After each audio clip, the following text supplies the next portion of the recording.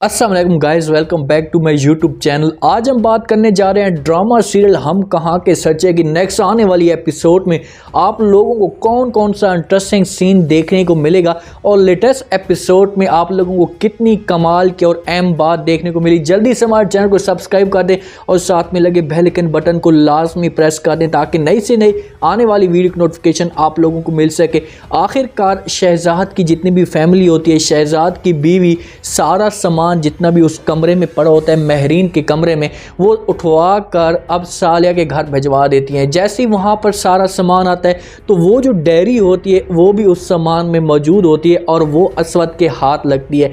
जैसे वो असवद वो डायरी पढ़ता है तो उसे एक बहुत ही ज़्यादा अंदर से मज़ीद धचका महसूस होता है। उसे गलती का और भी ज़्यादा एहसास हो जाता है कि यार मैंने महरीन के साथ बहुत ही गलत। टेस्ट एपिसोड में आप लोगों ने देखा कि महरीन को इतनी नफ़रत होगी अपने आप से कि वो अब मशल की जो अक्स होता है हर वक्त उसके सामने आता रहता है। मुझे वो अक्स तो नहीं लगता लेकिन वो उसके सामने आता रहता है और उसके साथ भी अब उसने अपनी जो अंदर की बात होती है वो शेयर कर दी और उसने कह दिया कि मैं मरना चाहती हूँ, मैंने आपका कत्ल किया, आप मुझे मार क्यों नहीं देती।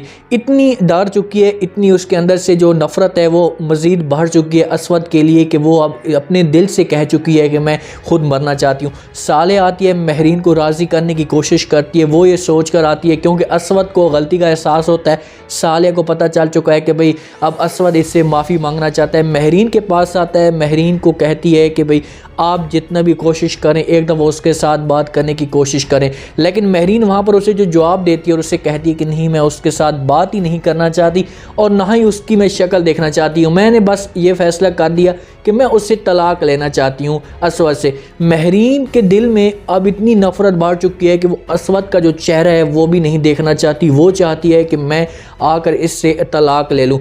असवद अब महरीन की माँ को राज़ी करने की कोशिश करता है, उसके साथ कॉल पे बात करता है, उसे कहता है कि जो मुझे ये सज़ा देना चाहती है या जो मुझे जो कुछ भी कहना चाहती है मैं वो करने के लिए सब तैयार हूँ। जैसे ही महरीन की माँ को पहले तो पता नहीं होता, उसकी माँ को पता चलता है कि महरीन की तबीयत काफ़ी ज़्यादा ख़राब है तो वहाँ पर आती है। महरीन की हालत देखने के बजाय पहले दरवाजे के अंदर इंटर होती है, असवद उसके सामने खड़ा होता है, उसके आगे हाथ जोड़ता है, उसे कहते हैं खाला जान मुझे माफ़ कर दें, आप अपनी महरीन को जाकर राज़ी करने की कोशिश करें।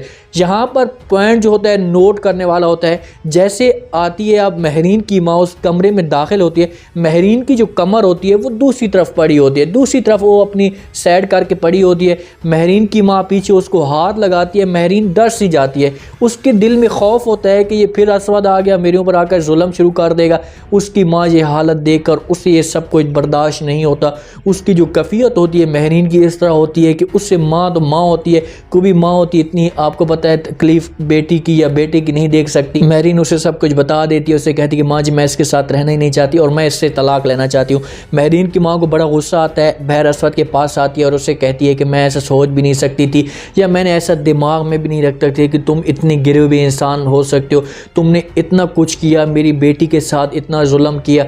अब वो असवद उसके सामने हाथ जोड़ होता है, उससे माफ़ी मांग रहा होता है कि भाई मुझे माफ़ कर दो, मुझसे बहुत बड़ी गलती हो गई है, मुझे समझ नहीं आता था, मैं गलत हो गया था, मुझे गलत गाइडिंग मिल गई है। लेकिन वहाँ उसकी माँ ने यह फ़ैसला कर लिया। अब ये देखना है कि असवद जो है वो किस तरीके से इन लोगों को राज़ी कर पाता है या महरीन की माँ अपनी बेटी को अपने साथ लेकर चली जाएगी, क्योंकि उसने सालिया को कह दिया, उसे कह दिया कि बस सालिया बाजी अब बहुत हो गया, मैं अपनी बेटी के जो जुल्म होते हैं, अपनी बेटी के जो जितनी भी तकलीफ़ें होती हैं, मैं ये सब कुछ बर्दाश्त नहीं कर सकती और मैं इसे यहाँ से लेकर जाना चाहती हूँ। लेकिन सालिया उसे रोकने की कोशिश करती है, उसे कहती है कि नहीं, अब मेरे जो बेटे को अपनी गलती का एहसास हो चुका है, उसे पता चल चुका है कि यार इसने गलत किया है तो आप इसे प्लीज़ माफ़ कर दें, गलती इंसानों से होती है। लेकिन वहाँ पर महरीन की माँ से कह दी कि नहीं नहीं, अब मैं इसे किसी भी सूरत में इसे माफ़ नहीं करूँगी, क्योंकि जिस हिसाब से असवद ने जुल्म किए हैं उस हिसाब से इसे जल्दी से माफ़ कर देना मेरे ख्याल में गलत है।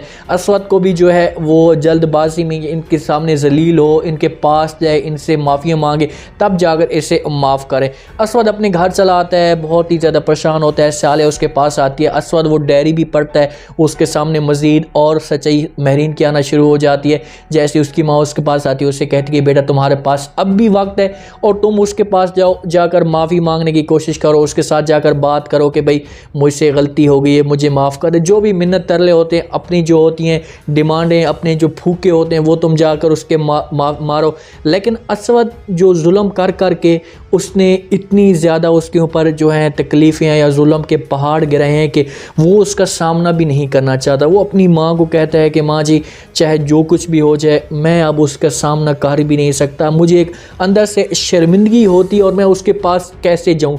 मैंने कुछ सबूत तक नहीं लिया, मैंने किसी के साथ बात नहीं की, मैंने किसी से पता ही नहीं किया, मैंने उसके ऊपर ऐसे सारे जुल्म ढा दिए। यहाँ पर स्टोरी बड़ी इंटरेस्टिंग बन रही है क्योंकि जाएगी महरीन अपने घर, उसकी माँ उसको साथ लेकर जाएगी। स्टोरी इंटरेस्टिंग भी बन रही है और ड्रामे को थोड़ा सा खींच भी रहे हैं कि किसी तरीके से 2 या 3 एपिसोड ड्रामे को और बढ़ाया जाए ड्रामा, क्योंकि स्टोरी अब इंटरेस्टिंग बन चुकी है और ड्रामे को लोग अब इसमें शौक के साथ देखना शुरू कर दिया है। महरीन को अपने घर ले जाएगी उसकी माँ, अब सालिया इसके पीछे जाकर इससे माफ़िया मांगेगी। असवद इसको अपनी माँ को राज़ी करने की कोशिश करेगा। शहजाद और शहजाद की माँ वो चाहते हैं कि किसी भी सूरत में महरीन को सज़ा मिले। शहजाद को तो अपनी गलती का एहसास हो गया, लेकिन जो शगुफ्ता बेगम है इसको एहसास नहीं हो रहा। वो ये समझ रही है कि जो मेरी बेटी की ये हालत बनी है या मेरी बेटी इस दुनिया से गई है वो इस बंदे की वजह से गई है। चाहे वो जैसे भी गई है, उसने ख़ुदकुशी की है या नहीं की, लेकिन इसकी वजह से गई है तो इसको सज़ा लाजमी मिलनी चाहिए। वो हर सूरत में कोशिश कर रहे होते हैं कि भाई इसको तकलीफ़ें मिलती रहें, लेकिन अब असवद जो है, असवद के दिल में इसके लिए इतनी मोहब्बत पैदा हो चुकी है। महरीन को अब मौत से डर नहीं लगता। वो हर सूरत में अपनी माँ को, अपनी जो चाची जान होती है उसको, सालिया को हर वक्त यही कहती रहती है कि मैंने मरना है और मैं ही अब मर कर रहूँगी, मैं इसके साथ किसी भी सूरत में नहीं रह सकती। क्योंकि आप देखें कि किसी भी इंसान के साथ जुल्म ज़्यादा किया जाए, उसको ज़्यादा तकलीफ़ें दी जाएँ, उसके साथ फिर मोहब्बत का इजहार किया जाए तो बहुत ही कम लोग होते हैं जो मोहब्बत पे आते हैं। एक दफ़ा दिल में जो होती है नफ़रत पैदा हो जाए ना, वो बहुत ही कम अब ख़त्म होती है। आपको पता है कि मोहब्बत जल्दी ख़त्म हो जाती है, नफ़रत इतनी जल्दी ख़त्म नहीं होती। स्टोरी बड़ी कमाल की बन चुकी है। अब जो स्टोरी में इंटरेस्टिंग सीन देखने को मिलेंगे, स्टोरी को लाजमी एंजॉय करें और चैनल को सब्सक्राइब कर दें, अपना ख़ास ख्याल करें।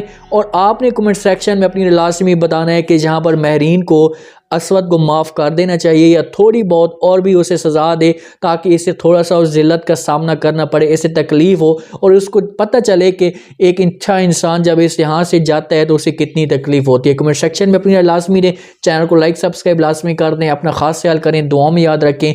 मुझे दीजिए इजाज़त, अल्लाह हाफ़िज़।